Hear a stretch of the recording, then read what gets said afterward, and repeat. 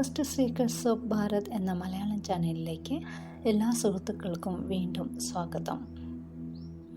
ഗുരുസമക്ഷം ഒരു ഹിമാലയൻ യോഗിയുടെ ആത്മകഥ ശ്രീയം എപ്പിസോഡ് 28. പല മാർഗങ്ങളിലേക്കും നയിച്ച കേദാർനാഥ്. തുംഗനാഥ്, മദമഹേശ്വർ എന്ന സ്ഥലങ്ങളിലെ യാത്ര പൂർത്തിയാക്കിയതിനു ശേഷം ഞങ്ങൾ ഗുപ്താഷിയിലൂടെയും സോണപ്രയാഗിലൂടെയും കേദാർനാഥിലെത്തി. അവിടെ വെച്ച് 2 കസ്തൂരിമാനുകളെ കാണാൻ കഴിഞ്ഞുവെന്നതൊഴിച്ചാൽ എടുത്തു പറയത്തക്ക കാര്യങ്ങളൊന്നും ഉണ്ടായില്ല. ശ്രീ ഗുരു ബാബാജിയെ കാണാനുള്ള അഭിലാഷം ഞാൻ മനസ്സിൽ കാത്തു സൂക്ഷിച്ചിരുന്നു.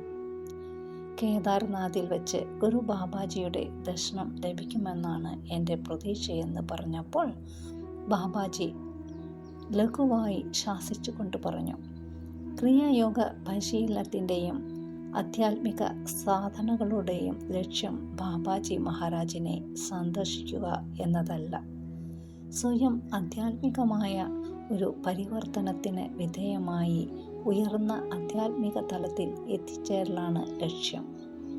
ശ്രീ ഗുരു ബാബ ആഗ്രഹിക്കുന്നുവെങ്കിൽ ആവശ്യപ്പെടാതെ തന്നെ മുന്നിൽ എത്തുന്നതായിരിക്കും. എവിടെയെങ്കിലും വെച്ച് എപ്പോഴെങ്കിലും ഗുരുവിനെ ദർശിക്കാനുള്ള സൗഭാഗ്യം എനിക്ക് കിട്ടുമെന്ന് ഞാൻ പ്രത്യാശിക്കുന്നു. മന്ദാകിനി നദിയിലെ പാലം കടന്നാൽ ഒരു ഇടുങ്ങിയ പാതയുണ്ട്. അത് ദേവാലയത്തിലേക്കുള്ള പാതയാണ്. ദേവാലയത്തിൻ്റെ ഇടതുവശത്ത് ഏതാനും കുടീരങ്ങൾ നിർമ്മിച്ചിരിക്കുന്നു.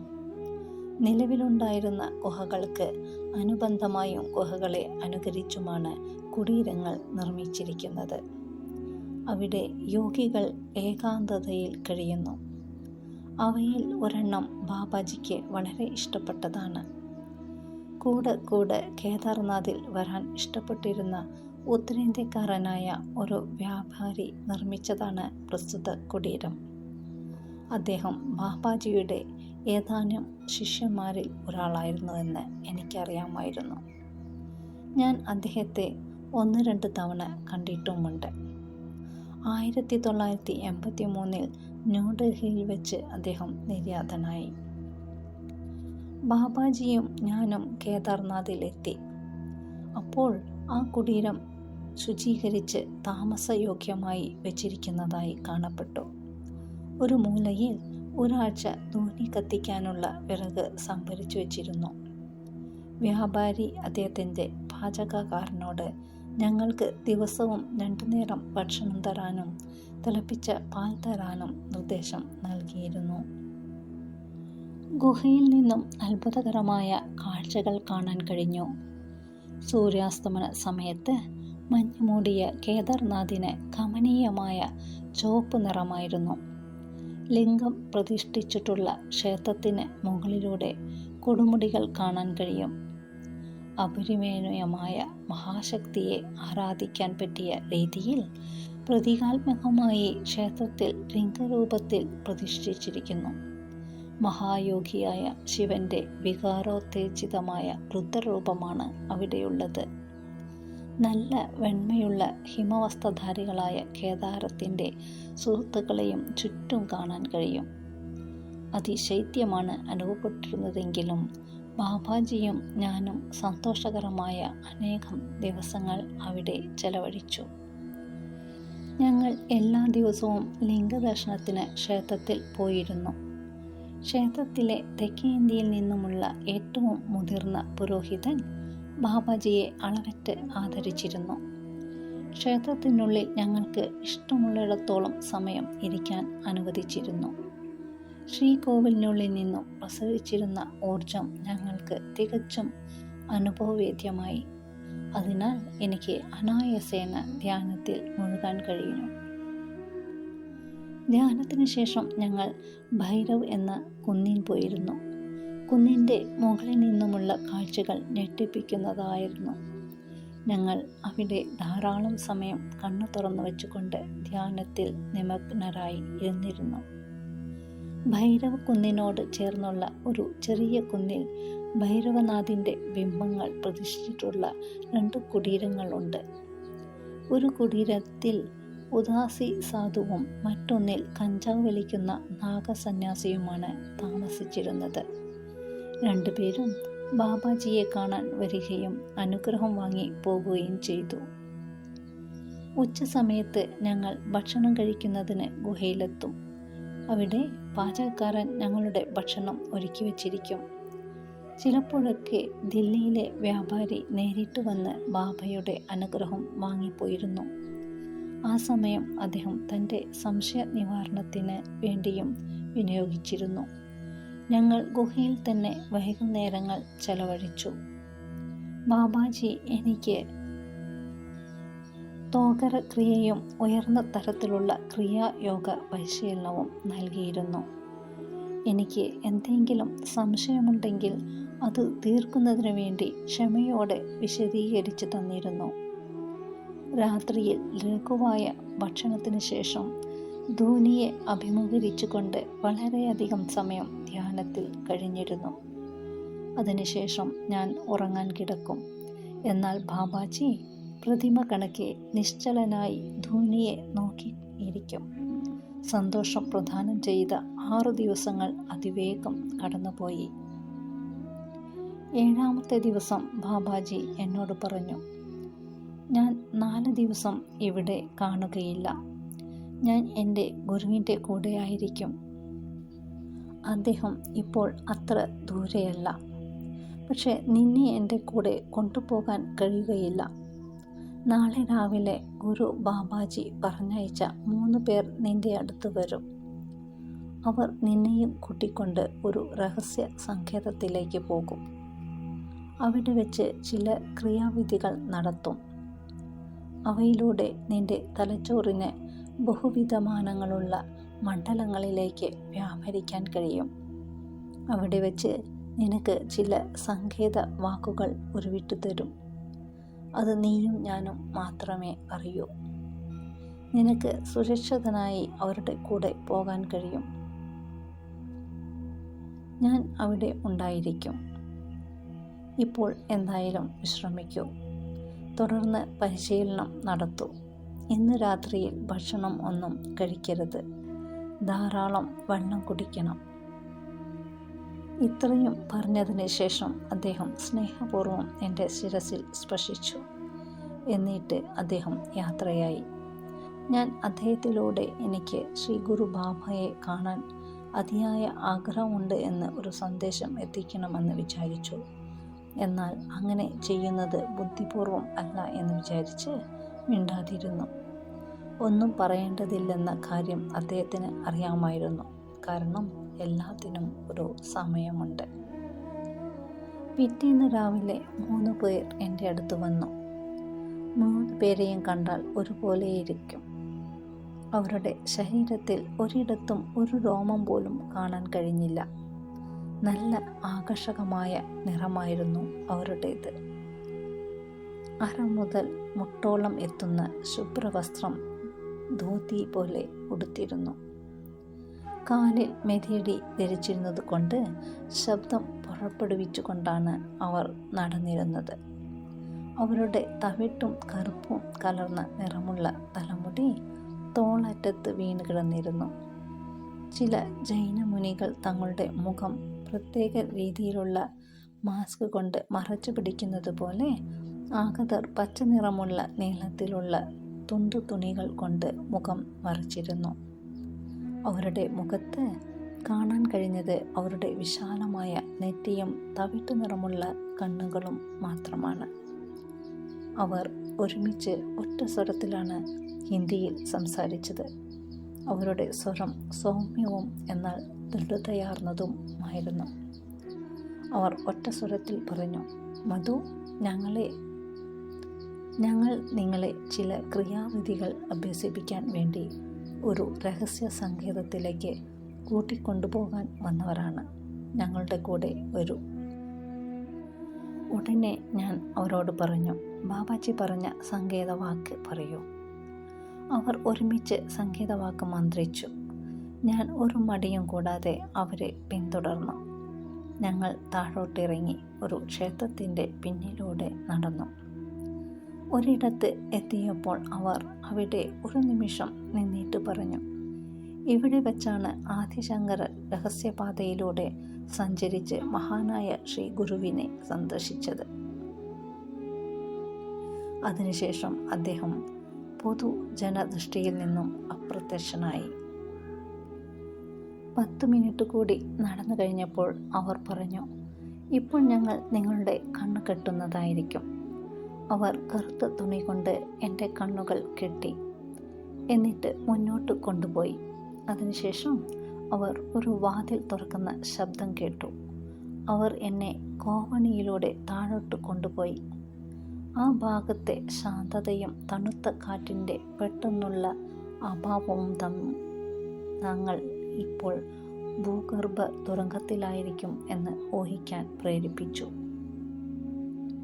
ഞങ്ങൾ ഒരിടത്ത് നിന്നപ്പോൾ കത്തിച്ചു വെച്ചിരിക്കുന്ന ചന്ദനത്തിരിയുടെ സുഗന്ധം അനുഭവപ്പെട്ടു.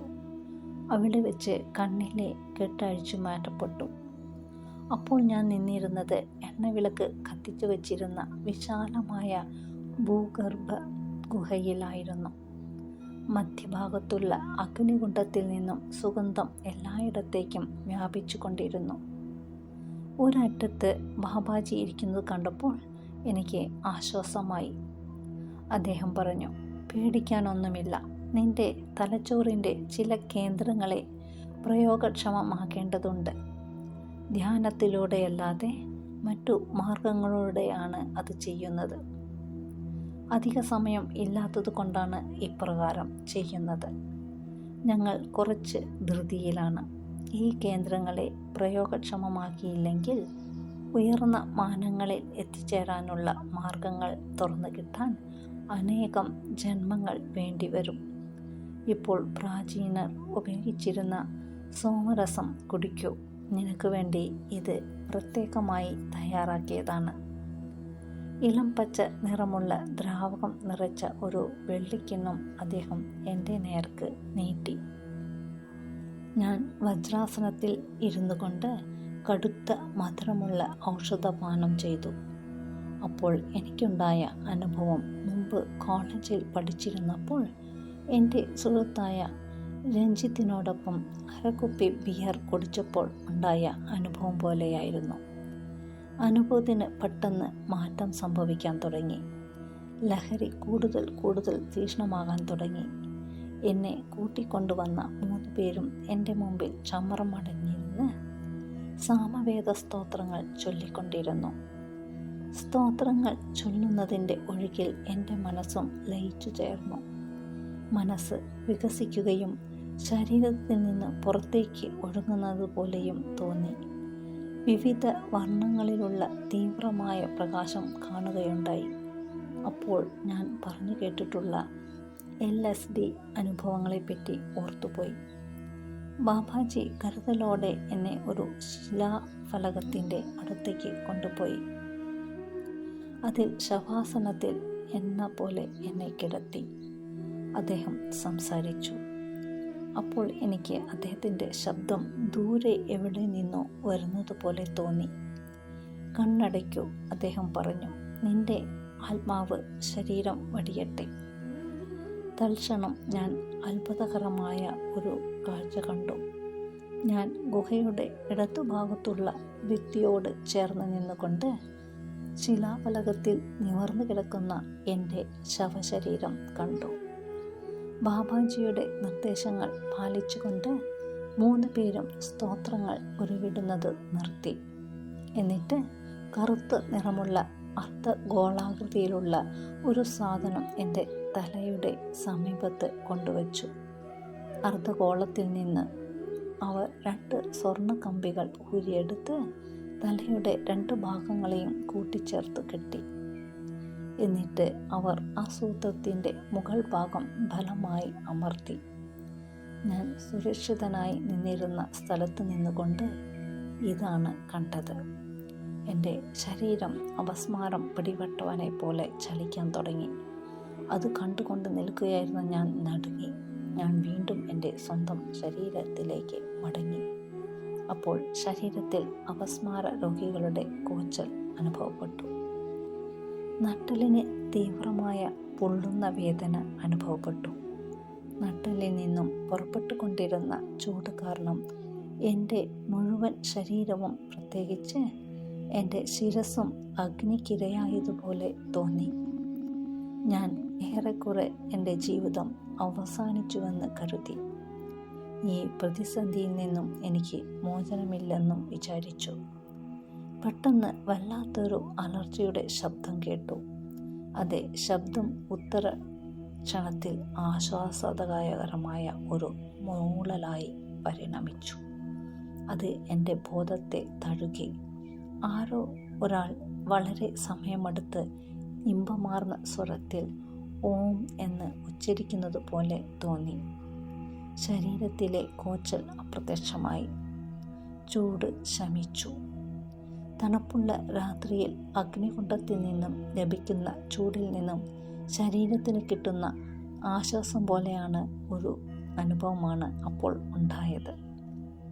ആ സുഖം ശരീരത്തിനും മനസ്സിനും ഒരുപോലെ ലഭിച്ചു. എൻ്റെ ശിരസിന് മുകളിൽ നിന്നും അത്യപൂർവമായ ഒരു ആനന്ദലഹരി നട്ടെല്ലിലൂടെ കീഴ്പോട്ട് ഒഴുകാൻ തുടങ്ങി. ആപാതചൂടം മുഴുകി അത്യുത്ഭുതകരമായ പരമാനന്ദത്തിൽ ഞാൻ വിലയം പ്രാപിച്ചു. ഞാൻ കണ്ണുകൾ തുറന്ന് ചുറ്റും നോക്കി. എല്ലാം പുതുപുത്തനായി അനുഭവപ്പെട്ടു. എല്ലാത്തിനും പുതിയൊരു ജീവൻ്റെ സ്പന്ദനം ലഭിച്ചതുപോലെ തോന്നി. ഞാൻ ഒരു പുതിയ മനുഷ്യനായി തീർന്നു. പഴയ മനുഷ്യനിൽ നിന്നും ഉയർത്തെണീറ്റ പുതിയ മനുഷ്യനായി മാറി. പഴയതൊക്കെ മൺമറഞ്ഞു. ഞാൻ പ്രതിരക്തമായ ഒറ്റപ്പെട്ട സത്തയല്ലാതായി തീർന്നു. ബോധത്തിൻ്റെ കേന്ദ്രബിന്ദുവായ ഞാൻ എല്ലാത്തിലുമുണ്ട്. നിസാരമായ മൺതരിയിലും ആകാശഗംഗയിലും ഞാൻ വ്യാപിച്ചിരിക്കുന്നു. എല്ലാ അതിർവരമ്പുകളും ഇല്ലാതായി കഴിഞ്ഞിരിക്കുന്നു. ഞാൻ ബാബാജിയെ കണ്ടു. ഞാൻ തന്നെയാണ് അദ്ദേഹം എന്നും അദ്ദേഹം തന്നെ എന്നെ നോക്കുകയാണെന്നും തോന്നുകയുണ്ടായി. ബാബാജി എന്നെ നോക്കി പറഞ്ഞു, നീ ഇപ്പോൾ പുനർജനിച്ചിരിക്കുന്നു. ദ്വിജൻ എന്ന വാക്കിൻ്റെ യഥാർത്ഥമാണ് സംഭവിച്ചിരിക്കുന്നത്. സാവധാനം ഉണർന്നെണീൽക്കൂ. എന്തുകൊണ്ടെന്നാൽ പുതിയ ആത്മാവുമായി പൊരുത്തപ്പെടാൻ സമയമെടുക്കും. പുതിയതായി ജനിച്ച ഒരു കുഞ്ഞിനെ പോലെ നിനക്ക് തറയിൽ ഇഴയേണ്ടി വരും. പിന്നീട് എണീറ്റിരിക്കും. അതിനുശേഷം പിച്ച വെച്ച് നടക്കും. പിന്നീട് പരിശീലനം കൊണ്ട് നേരെ നിൽക്കാൻ പഠിക്കും.